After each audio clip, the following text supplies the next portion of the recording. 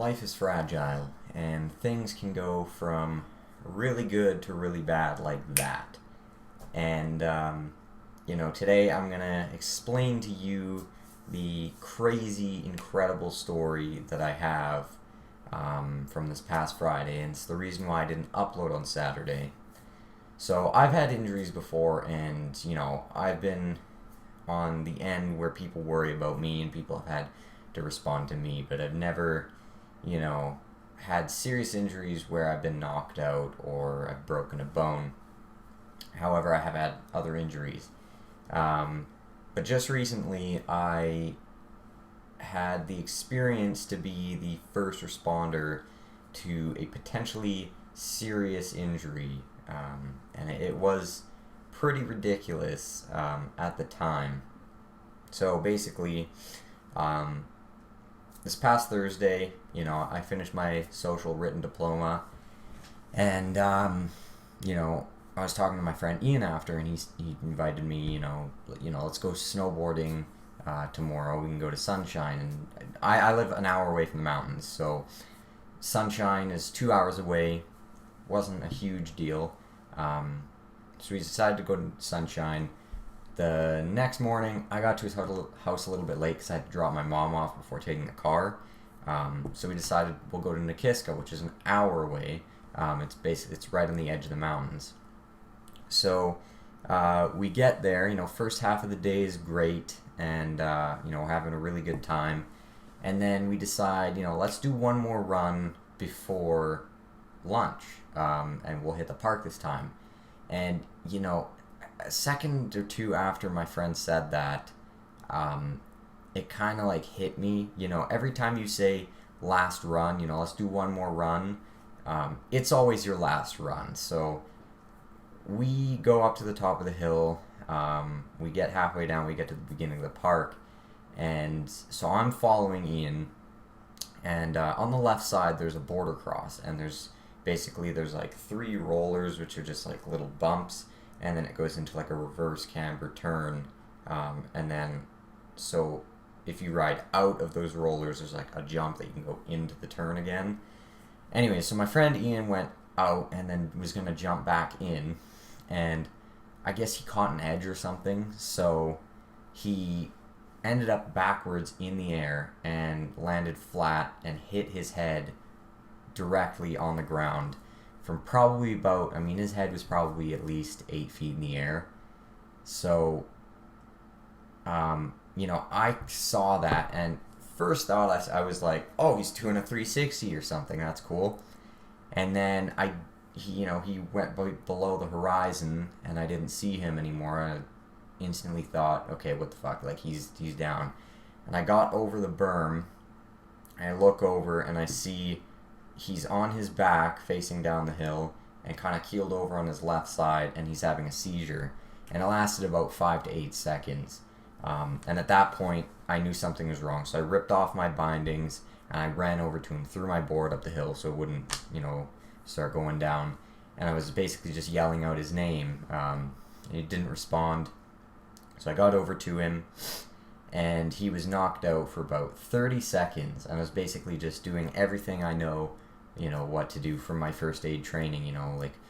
I put a little bit of snow on my hand to make it a little bit cold, and I was tapping his face, snapping in his ears, and after about 30 seconds he did wake up. He opened his eyes and looked at me, and then right away closed his eyes again. And so at that point I was basically just asking the regular questions, do you know your name, do you know where you are? And after about probably 15 to 20 seconds, he finally responded with his name. It was really muffled. And at that point, I knew, it's okay for me to kind of take my attention off of him and start yelling for help. So I stood up, turned around. And at this point, I can see the beginning of the park. We're probably 100 feet in. We're pretty much in the open. And I start yelling and waving my hands around. And about 7 people go by before anybody stops and helps. But luckily, the people that did help, it was a family of 3. The wife stayed up at the top of the terrain park, and I guess there was a little booth there with like a phone to call first aid. So she called them right away. The husband that came down, he was a firefighter, so I mean, he was doing everything that he knew. It wasn't a whole lot different than what I did, just because at that point there's not much you can do.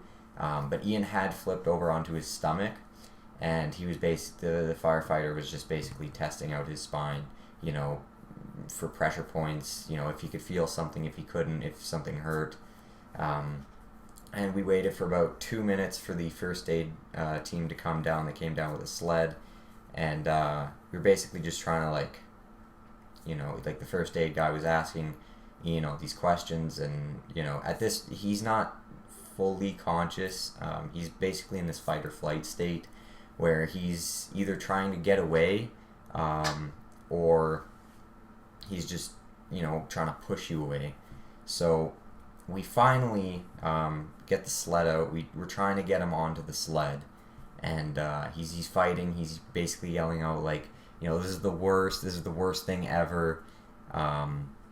You know, help me. And eventually we finally get him on the sled, but he's like trying to move his arms and like push people away. So we get him on the sled. They get him down the hill, and I took his snowboard and one of the first aiders' backpack, and because he was busy with the sled, so I took that, brought that down to the hill. I was about a minute behind them. By the time I got down to the hill, the EMS, like, ambulance was there. I got into the first aid hut, and what really broke my heart is that when I got in there, he was just screaming for his brother, who obviously wasn't there. So I filled out the accident report and everything, and then I started calling around. I called my friend Curtis, who's been friends with Ian for a little while, you know, asking him if he had one of Ian's parents' numbers. And he didn't, so I called my work, you know, basically asked for a manager and asked us to see if we had, like, a number on file. Thankfully we did. So my manager called Ian's mom and, you know, told her that I was going to call. I called right away, explained everything, and I drove home. I was doing like 10 to 15 kilometers over the speed limit, which is, I know I shouldn't, but it was under the circumstances. You know, I was just trying to get home as quick as possible without being dangerous. So I was at, like, the border of the city, like right at the edge of the city, and I see the STARS helicopter go by because he was airlifted out because the EMS team, as soon as they got there, they called STARS. And so they had to send the helicopter from Calgary all the way to the ski hill and back. And in that time, I was able to get home, or almost home. And when I saw the helicopter, I knew it was him. So I got home, and at that point, it kind of set in. I kind of realized what the fuck just happened. And, you know, that entire next hour and pretty much for the rest of the day, that whole scenario just kept playing throughout my head, just over and over again. And it was, you know, it's not something you want to see ever, but I'm better for the experience, you know. And he actually, so yesterday on Sunday, I went to visit him at his house because he got out of the hospital and he was doing better.